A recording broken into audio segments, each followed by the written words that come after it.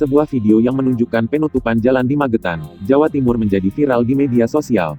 Video tersebut telah diunggah ulang kanal YouTube Tribun Jateng, Senin, tanggal 25 Mei tahun 2020. Tampak warga setempat menutup jalan desa. Di kanan kiri jalan tampak hamparan sawah dan terdapat sebuah bangunan yang menjadi pos jaga di jalan tersebut.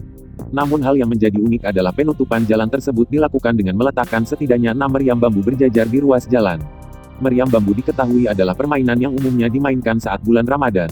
Meriam tersebut juga mampu menembak dengan suara keras. Dalam video itu, tampak seorang pengendara sepeda motor yang memakai pakaian putih dan helm biru hendak melintas. Namun dua orang warga segera mencegat. Pengendara motor itu rupanya adalah seorang pemudik. Ia mencoba bernegosiasi dengan warga yang menjaga meriam bambu. Namun seorang warga langsung melarang. Warga itu berbalik badan untuk menyalakan meriam bambunya. Meriam bambu tersebut dinyalakan persis di depan di pengendara motor. Si pengendara motor tampak langsung menutup telinganya dengan tangan. Pengendara itu langsung memundurkan motornya dan putar balik. Bahkan sampai ia sudah menjauh, warga masih menembakkan meriam bambu yang meletus dengan suara keras.